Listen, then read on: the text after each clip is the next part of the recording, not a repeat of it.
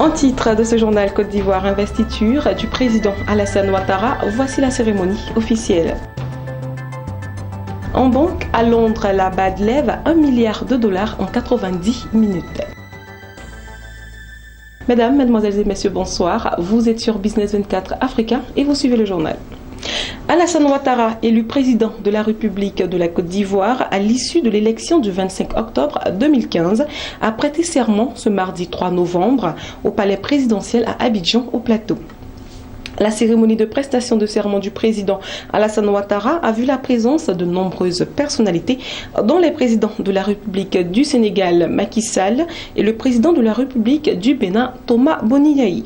Suivons ensemble les temps forts de cette investiture avec Jean-Charles Sibaï et Lignon Gilbert.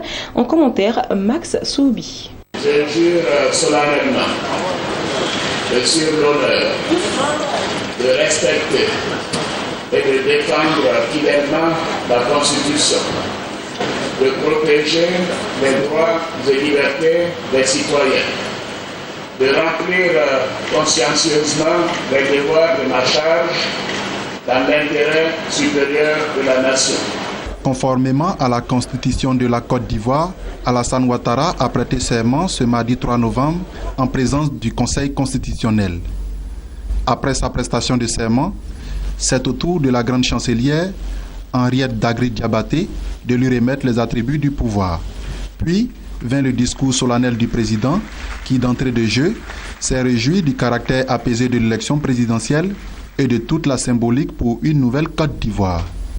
Je suis particulièrement heureux et cela se lit sur mon visage. Je suis heureux car notre pays a remporté une grande victoire. Oui, une grande victoire dont le mérite revient à chaque Ivoirien, à chacune et à chacun de vous. Je voudrais donc, mes chers compatriotes, vous exprimer toute ma gratitude et toute ma fierté.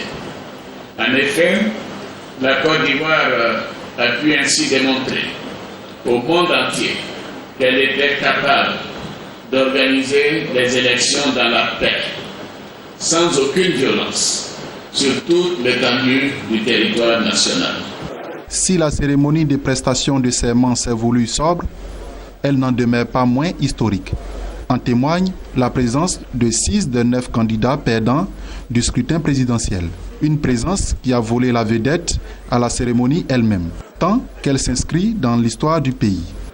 Nous avons un rôle pédagogique. En tant qu'opposant, en tant que leader politique, nous avons un rôle d'éducation et d'enseignement, aussi bien de nos adversaires politiques que de nos compatriotes. En venant, nous voulons dire que la politique, ce n'est pas la guerre, que nous devons tous travailler ensemble pour faire avancer le pays, que nous avons l'obligation de respecter les institutions de la République. Nous avons le devoir de bâtir une démocratie civilisée et que pour cela, il faut que l'opposition soit là où la République l'attend, de manière à ce que demain, lorsqu'elle sera le pouvoir, l'opposition de ce moment-là aussi respecte la République en venant, comme je l'ai fait ce matin, à la cérémonie des messieurs.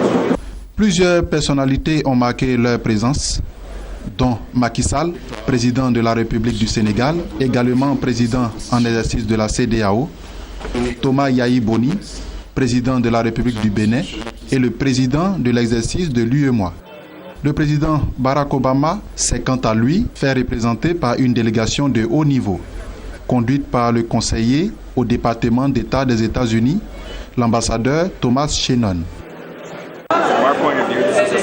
Selon moi, c'est une victoire de la démocratie. Cela permettra aux Ivoiriens d'aller au progrès. Élu président de la République de Côte d'Ivoire à l'issue de l'élection présidentielle du 25 octobre 2015, Alassane Ouattara entame ainsi son second et dernier mandat qui va durer 5 ans. Un mandat qu'il place sur le signe de l'accélération du processus de réconciliation et de la croissance inclusive. L'autre temps fort de l'investiture du président Alassane Ouattara, c'est son discours solennel. Occasion pour le président de présenter les axes sur lesquels il compte mettre l'accent pour son second mandat. Entre autres, Alassane Ouattara s'est engagé à accélérer le processus de réconciliation et à lutter contre le chômage des jeunes. On écoute Alassane Ouattara. nous devons renforcer notre processus de réconciliation nationale. Oui, nous devons renforcer notre processus de réconciliation nationale par de nouvelles consultations que j'entreprendrai avec la CONARIV et les autorités traditionnelles de notre pays. Ce processus nous permettra d'accélérer la réconciliation des filles et des fils de notre pays. Mes chers compatriotes, je m'engage à nouveau à travailler à l'amélioration de vos conditions de vie. Je m'engage aussi à procéder à la transformation de notre économie en mettant en œuvre des réformes visant à assurer un meilleur partage des flux de la croissance. L'industrialisation que nous allons promouvoir aura pour sort la transformation de nos produits agricoles pour générer des emplois, notamment pour les jeunes, tant en milieu urbain qu'en milieu rural.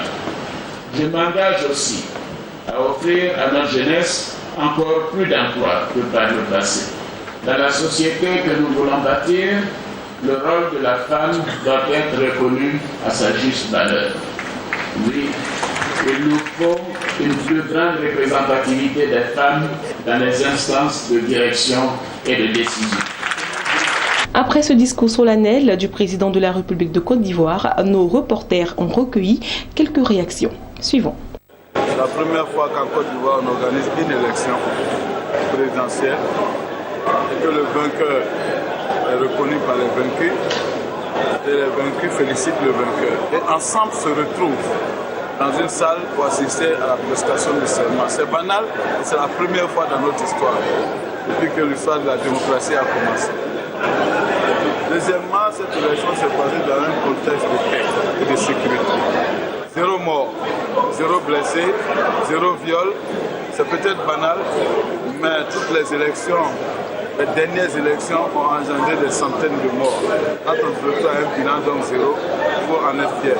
Troisièmement, il faut dire que le président a prêté serment devant l'opposition, mais s'est engagé sur des chantiers énormes, surtout le chantier de la réconciliation. J'espère que les Ivoiriens vont en tirer les leçons pour savoir que la guerre ne contrôle rien et la violence ne nous amène nulle part. Il faudrait qu'on vienne tous vers la réconciliation. On se pardonne les uns les autres. L'un des aspects du mandat que le Conseil de sécurité a donné à l'ONU, c'est d'accompagner la Côte d'Ivoire dans le renforcement de la réconciliation.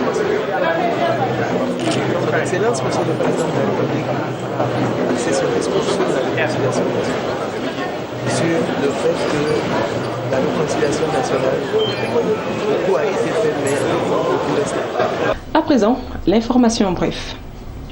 La Banque africaine de développement BAD, je le disais tantôt en titre, a annoncé dans un communiqué avoir lancé avec succès une nouvelle émission obligataire d'un montant d'$1 milliard qui arrivera à échéance le 3 novembre 2017. Il s'agit de la seconde émission de référence en dollars américains émise par l'institution depuis le début de l'année en cours, suite à celle qui a été lancée en février dernier. L'opération a été annoncée le 26 octobre à 13h30 heure de Londres, à un prix initial de 12 points de base au-dessus de taux mid-swaps.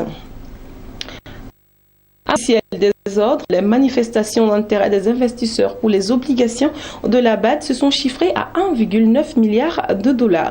La BAD, il faut le rappeler, est notée AAA par toutes les grandes agences de notation financière, dont Fitch, Japan Credit Rating Agency. Voilà, c'est tout pour aujourd'hui. Merci de nous avoir suivis. Excellente suite de programme sur Business 24 Africa.